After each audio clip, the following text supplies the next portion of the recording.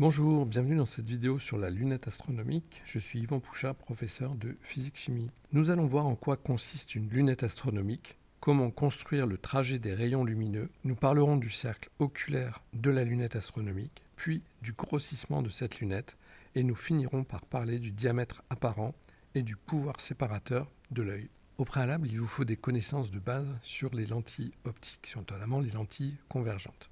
Vous trouverez en description de cette vidéo un lien vers une autre vidéo qui vous expliquera tout ce que vous devez savoir de base sur les lentilles convergentes. Vous devrez aussi savoir que si un objet est à l'infini, son image par une lentille convergente se forme dans le plan focal image de la lentille.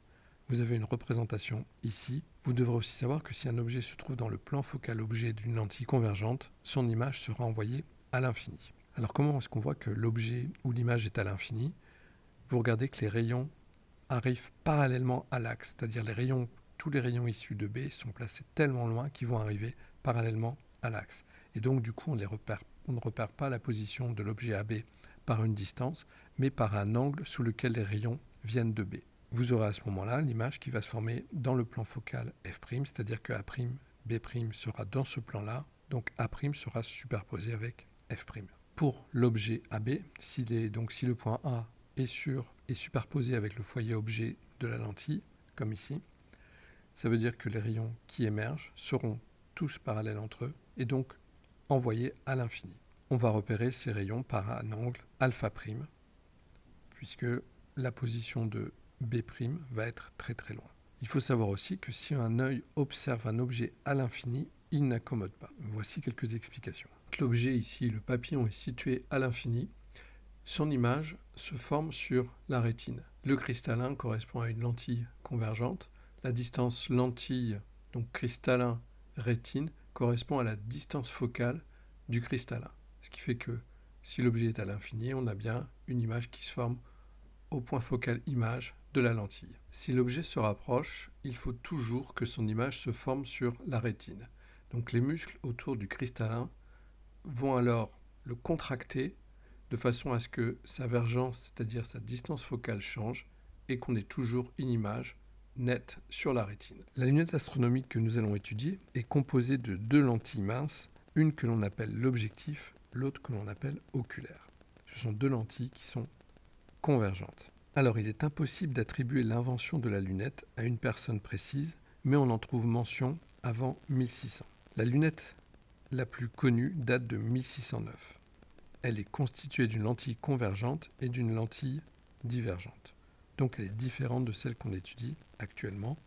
Nous étudions une lunette astronomique qui n'est pas la lunette de Galilée. Voyons comment modéliser le trajet des rayons lumineux dans la lunette astronomique. On va commencer donc avec un objet AB qui est situé à l'infini, c'est pour ça que vous voyez des petits infinis indiqués.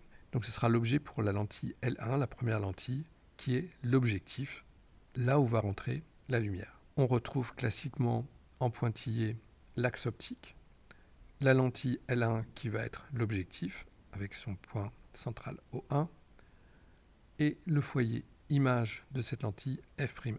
Les rayons qui viennent de B vont être tous parallèles. On va tracer le plus simple, celui qui passe par le centre optique de la lentille O1 et qui ne va pas être dévié. Si maintenant on veut voir ce qui se passe pour un autre rayon parallèle à celui-ci, puisqu'il vient de l'infini, on sait, donc ce que je viens de vous dire, c'est que l'image va se former dans le plan focal F'1.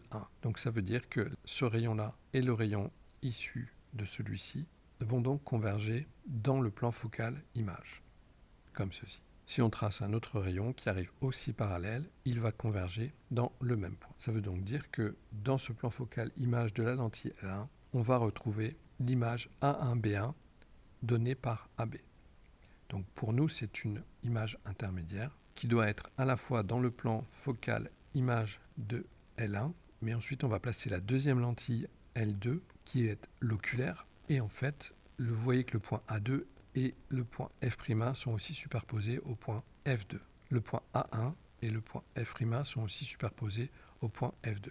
L'objet A1B1 pour l'oculaire, pour la lentille L2, se trouve dans le plan focal objet de cette lentille. Donc le fait d'avoir un point focal image de l'objectif superposé au point focal objet de l'oculaire, donc que F' soit égal à F'2, fait qu'on a affaire à une lunette qu'on dit afocale. Comment allons-nous tracer les rayons quand ils vont passer dans L2 ? Nous savons que les rayons qui vont sortir vont être tous parallèles entre eux, puisque renvoyés à l'infini.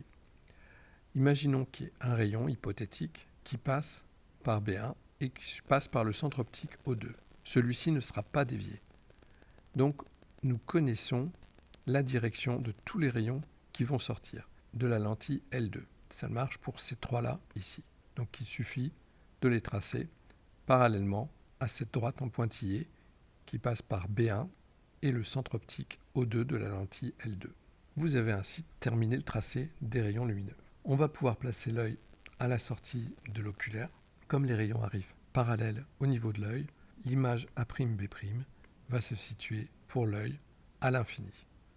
Donc c'est pour ça que vous voyez qu'on retrace les pointillés, c'est comme si les rayons lumineux venaient de cette direction et de l'infini.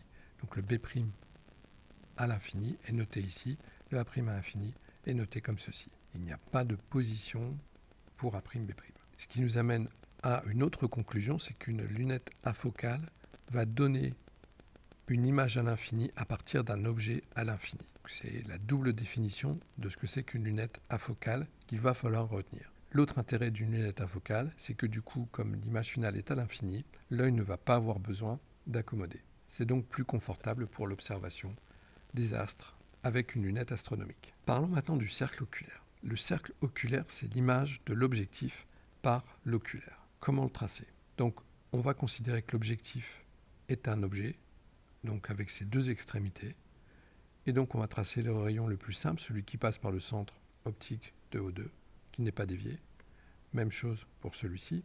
Et puis on peut tracer les rayons qui passent par F2, qui vont donc ressortir parallèlement à l'axe. Même chose pour le suivant. Si on avait tracé les rayons qui arrivaient parallèlement à l'axe, ils seraient ressortis par F'2, et vous voyez qu'ils auraient aussi coupé le même point. Donc vous avez encore une possibilité pour tracer les rayons. Le cercle oculaire, à ce moment-là, ça va être ceci, cette distance-là. Donc l'intérêt du cercle oculaire, c'est qu'en fait, il représente l'endroit où on doit placer l'œil pour que toute la lumière issue de l'objectif soit concentrée. Donc là, on sait que toute la lumière issue de l'objectif va être concentrée là, en ce cercle oculaire. Donc en général, ce cercle oculaire, on vous fait mesurer sa taille et on peut voir qu'il va être inférieur au diamètre de l'œil, c'est-à-dire que toute la lumière va ainsi pouvoir entrer dans l'œil si on place l'œil à cet endroit-là. Alors une autre chose à connaître, c'est le grossissement standard de la lunette astronomique. Alors le grossissement, pourquoi le grossissement et pas le grandissement ? On vous a dit que les positions de AB et aussi A'B' étant à l'infini, on ne va pas pouvoir faire un calcul de grandissement. Par contre, on vous a dit que quand ces rayons étaient à l'infini, on utilise des angles, donc l'angle alpha pour AB, qu'on va retrouver ici. Donc, comme on utilise des angles, le grossissement il est défini comme alpha prime sur alpha, c'est-à-dire que vous allez avoir l'angle de sortie en radians divisé par l'angle d'entrée aussi en radians. Pour connaître les valeurs de ces angles, l'angle alpha, on verra après comment c'est possible de le mesurer, mais vous pouvez remarquer que si on prend le triangle O1, F'1, B1, ce triangle-là, à ce moment-là, la tangente de l'angle alpha sera A1, B1 sur O1, F'1, le côté opposé sur le côté adjacent. Donc A1, B1 sur O1, F'1, qu'on peut simplifier en A1, B1 sur F'1, puisque O1, F'1, c'est la distance focale de la lentille L1. Et vous remarquez que tangente alpha est approximativement égale à alpha. Les angles alpha sont vraiment très très petits. Donc ils sont bien agrandis pour la représentation qu'on en fait ici. Et comme ils sont très petits, on peut faire une approximation et dire que tangente alpha égale alpha. Donc si dans un exercice, vous pouvez faire cette approximation, ça vous sera indiqué. Donc en faisant un rapport de distance qui seront connus, ben vous aurez la valeur de alpha exprimée en radians. Ou alors, si on a pu calculer alpha, connaissant O1 F'1, puisque ça vous sera donné, vous pourrez trouver la taille de A1 B1. Donc on a vu pour alpha, maintenant que se passe-t-il pour alpha prime ? Donc on va avoir un autre triangle, O2 F2 B1, et on applique la même chose, tangente alpha prime sera A1 B1 sur O2 F2, comme l'angle alpha' est aussi petit, tangente alpha' serait approximativement égale à alpha'. Et de la même chose, la distance O2, F2 peut être simplifiée en F'2 puisqu'elle correspond à la distance focale de la lentille L2. Du coup, on va pouvoir modifier l'expression de G. La définition nous dit que G égale alpha' sur alpha. C'est une définition à connaître. Je sais que alpha' c'est 1B1 sur F'2. J'aurai 1B1 sur F'2 divisé par alpha. Si je dois diviser par alpha, je peux aussi multiplier par l'inverse de alpha, c'est la même chose. Donc je vais multiplier par F'1 sur 1B1. C'est la même chose que de diviser par alpha. On va pouvoir simplifier les A1B1 et il nous restera donc F'1 sur F'2. Donc si on vous donne les données sur les lentilles L1 et L2, sur l'objectif et l'oculaire, donc leurs distances focales respectives, vous pouvez déterminer la valeur du grossissement. De la même façon, si on vous donne la vergence de la lentille, vous devez pouvoir calculer les distances focales et donc trouver G. Parlons un peu du diamètre apparent. Souvent, dans un début d'exercice sur une unité astronomique, on vous dit, voilà, on observe un astre placé à l'infini, à l'œil nu. Donc le diamètre apparent, c'est l'angle sous lequel on observe cet objet à l'œil nu. On pourra vous donner la distance et la taille de cet objet. Et vous pourrez alors calculer alpha comme une tangente alpha égale AB sur des côtés opposés sur côtés adjacents. Même chose, on travaille avec des angles qui sont en général très petits, donc l'approximation alpha égale tangente alpha fonctionne ici aussi. Il y avait un exercice par exemple où on vous disait, voilà, on a deux étoiles qui sont séparées d'une certaine distance, comme ceci, quel est le diamètre apparent? Et ensuite, la question d'après, c'est est-ce qu'on peut les distinguer à l'œil nu? Est-ce qu'on peut voir qu'il y a bien deux étoiles à l'œil nu ou est-ce qu'on voit un seul point lumineux? Donc pour ça, on va vous donner le pouvoir séparateur de l'œil. Donc ce qu'on appelle le pouvoir séparateur, c'est l'angle limite sous lequel deux points lumineux peuvent être vus séparés. Donc ce pouvoir séparateur, cet angle limite, vaut 3 × 10⁻⁴ radians.